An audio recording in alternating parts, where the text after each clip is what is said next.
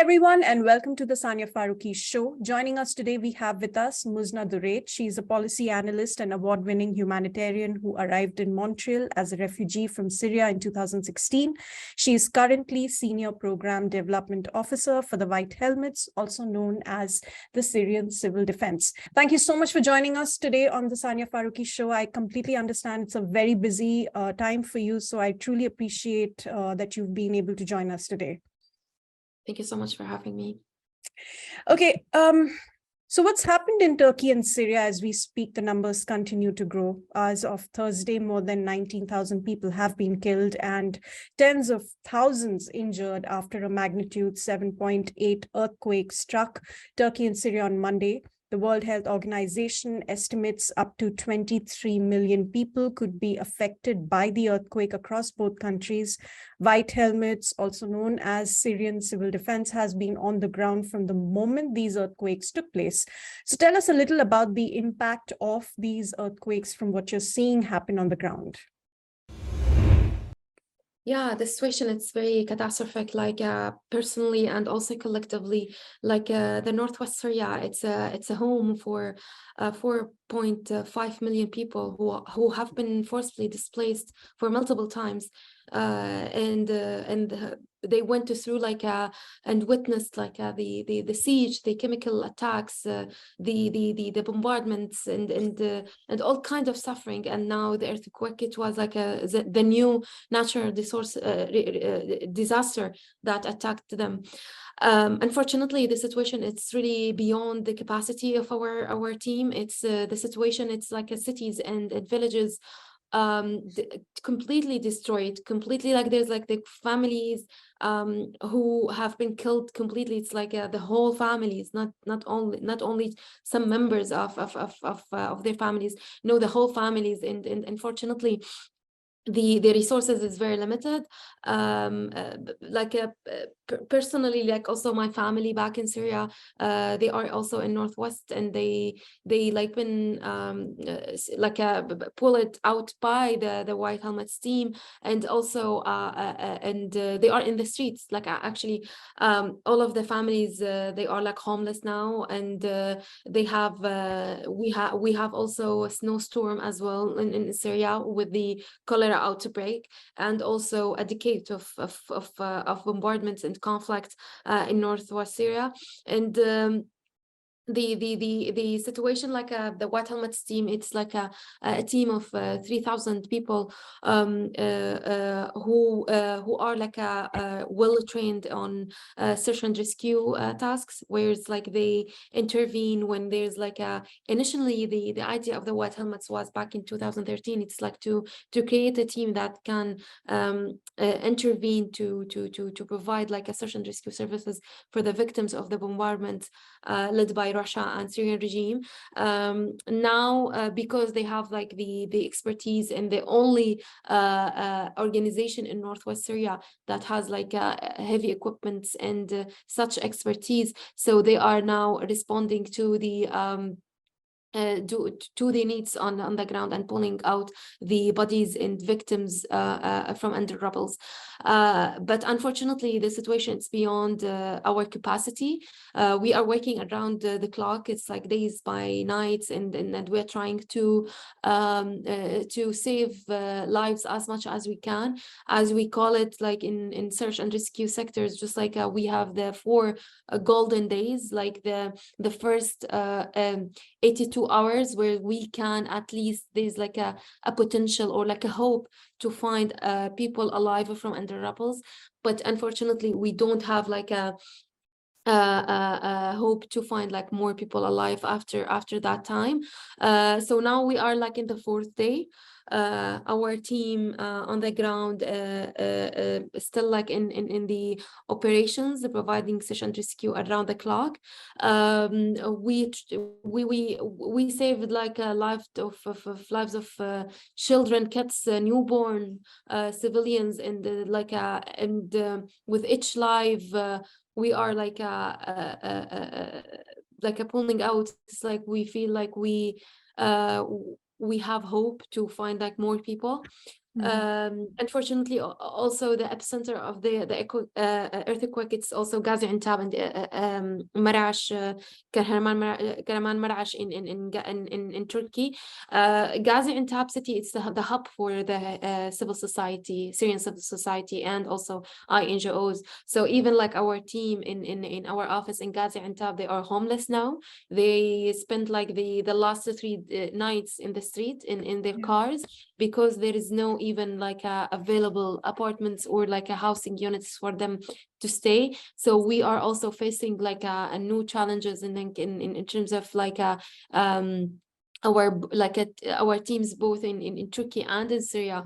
They are like homeless, and they have they lost also their family members. So the challenges is really beyond our imagination. It's really, we feel like until now as we are like a nightmare, and we feel also disappointed with the response of the international community. Until now, Northwest Syria has received nothing as a deployment of the rescuers and like search and rescue teams. It's just like those who are working on the search and rescue, they are like the white helmet team members. Until now, the only the humanitarian aid that delivered to Northwest Syria, it's 6 trucks, which is like just like an aid of like food and the baths for, and some lack of tent and like aid, but it's not related to the search and rescue situation or the removal of rebels. So this is why we stress on the need of like the Northwest Syria need to be in Northwest Syria. We need to deploy like teams to support civilians, to support the search and rescue operations. All what you saw on the news, it's like all teams have been deployed in Turkey, but not in Syria. Syria until now suffer. Northwest Syria suffer from the lack of the response, the international response, and like thousands of people, millions of people like waiting for the help and like the humanitarian aid. You know, as we spoke that the rescue operations have entered the 3rd, the 4th day, it's freezing temperatures. You've already mentioned the challenges faced by the rescue operation teams. But what are the conditions and challenges faced by those who are currently still trapped? Do you think there is hope that they will be rescued? And once they are being rescued, where are they being sent? How are they being kept? Are there enough medical camps available? How are they surviving the freezing temperature, given that there is only destruction around them and they have probably nowhere to stay? As you mentioned that your colleagues were sleeping in the car, but the ones who are getting rescued, they perhaps also need medical assistance at this point because they would have been trapped. They are probably injured. They have come out of trauma. What kind of assistance is being provided to them? And also talk a little about what you're seeing is happening to those who are being rescued. Yeah, so we shared our numbers, like the numbers of our centers inside Syria and our teams, and the numbers have been shared with civilians in Syria. So they call our teams to come and to help them.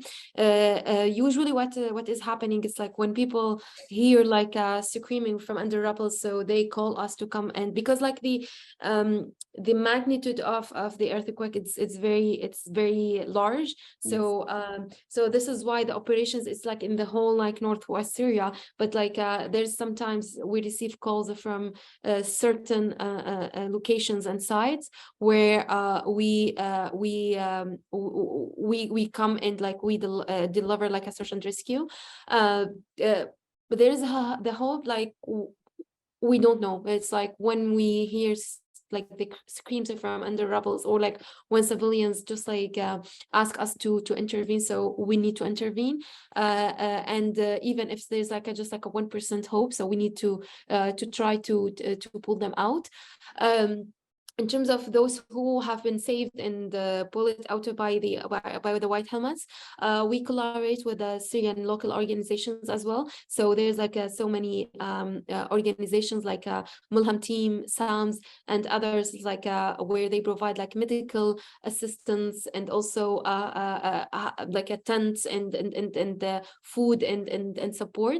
So we do like refer cases. It depends on the situation of each case. Like some of them, they are like in a critical situation, so we send them to hospitals. Unfortunately, I just like to mention that the infrastructure in Northwest Syria, it's also very weak. Only like 46% of the hospitals and health facilities in service, because like the others, like more than like 52 of the health facilities out of service because of the bombardments and heavy shelling on health facilities led by Russia and Syrian regime. So this is why the area left without even infrastructure.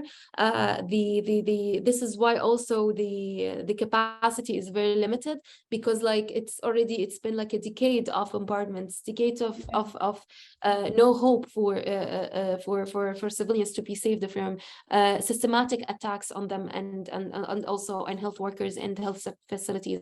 So we are trying to collaborate with other actors on the ground and with the Syrian local organizations to support them and to refer cases based on the needs and based on each one situation.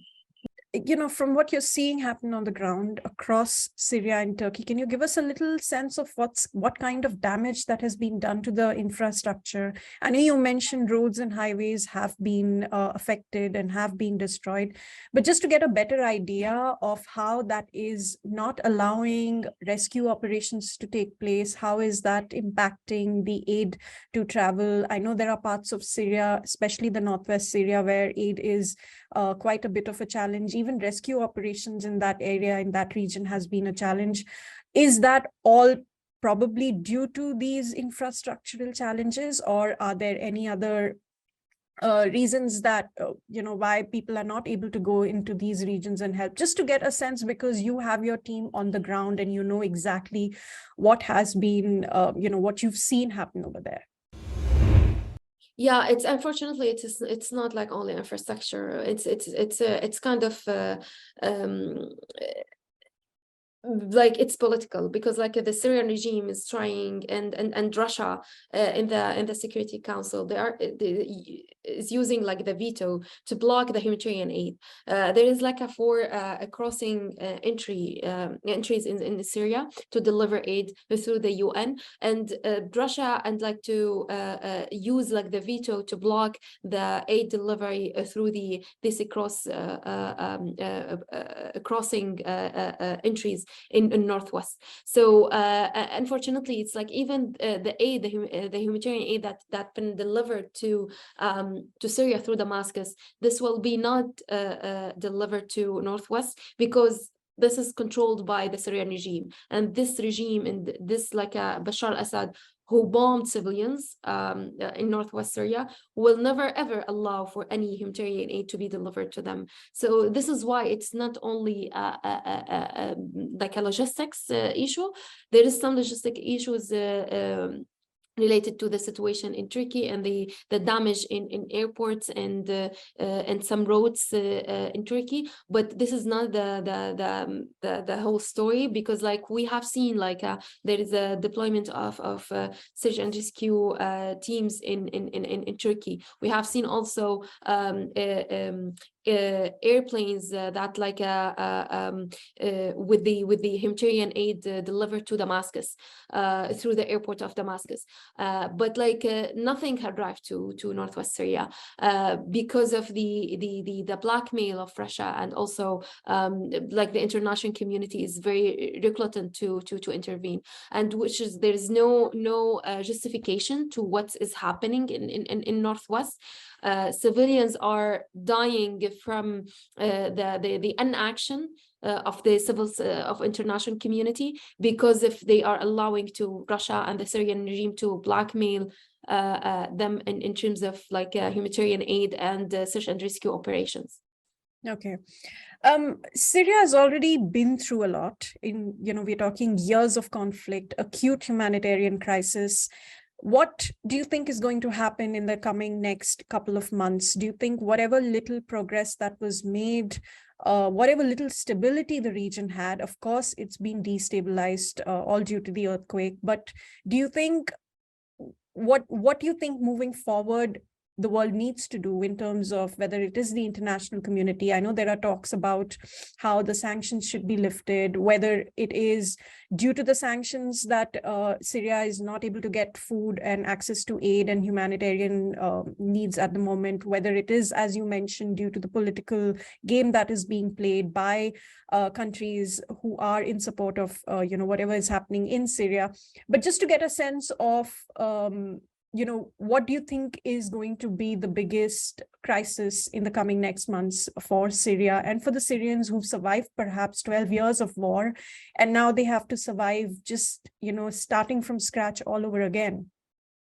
Yeah, let me just start to answer your question regarding sanctions. Sanctions, it's not related to humanitarian aid. We have seen it's like many of trucks and also airplanes delivered to Damascus. So from Iran, from Iraq, from Algeria, from Lebanon, or from other countries, from Russia as well. So it's like the humanitarian, the sanctions. It's not related to humanitarian aid. There is no clue between there is no connection between the sanctions and also humanitarian aid. It's already delivered, it's already open. The sanctions, it's on some the people related to the regime, and also to put a pressure on the regime for political solution to stop bombing civilians. They even the conditions to stop the sanctions on Syria, it's the conditions, it's very simple. It's like it's the rights of people. It's just like to stop bombing civilians,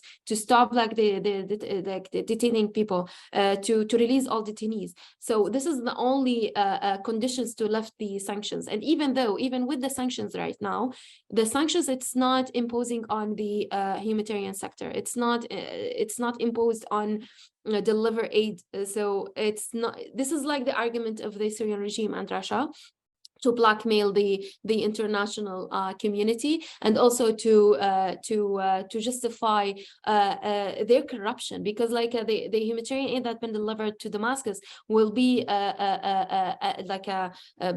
under the corruption of the Syrian regime. So this is why, and when there's like a no efficient response from them to civilians under their areas, so they're gonna say it's like because of the sanctions, but this is not true. The aid delivered to Damascus, it's more what were delivered to the northwest Syria. So it just like to clarify this point regarding what will happen to the area for northwest Syria. Personally, I'm not optimistic, because like people will be, and also the international community will be like just responding for like a few days and weeks, and then they gonna like turn to a new headlines.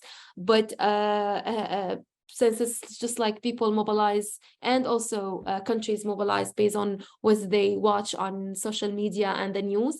And unfortunately, my concerns, it's like for the long term, the impact of this earthquake, it will last for more than 1 year, and also to respond and to recover from what happened. Maybe it will take more than 1 year as well. So this is why we need a collaboration, long-term collaboration with the donors, with the international community, to build like a solid response plan for this situation, not only for now, but also for the long term, for year and also the year after, and also to meet all the needs. It's not only just one point or like one part in the puzzle, but it's like the whole image. The civilians in northwest Syria, literally they lost every single thing. It's like nothing. It's literally nothing. Like even they don't have a small small bag with their stuff or like their needs. So they need every single like thing you can imagine, from water to food to housing to tent to clothes to everything. So and they are like the most vulnerable people. So because they went through so many suffering and so many crises. So so this is like another like a ask and call for like a collaboration for long term. We don't need to just like to respond by business as usual. We need to be creative, to think out of the box, and to be flexible also with the situation. We are in the crisis mood where it's like we need to be like very flexible, and to also to respond very quickly for the needs very quickly, because the time is running out. And like we still like hearing the scream of people on the ground. So we need to help them as much as we can, and every single penny and every single mobilization will help us and helps the Syrian civil society and local organization to recover from this catastrophic situation. Yeah, and we hope that it goes in the right way and right direction. Muzna, thank you so much. I truly appreciate you taking the time out to come on the Sania Farooqui Show and speak to us. I wish you all the safety, and I hope that your family members are also safe. I know it's been an emotionally disturbing time for you as well. So please do take care, and thank you again, truly, for joining us today. Thank you so much. Thanks.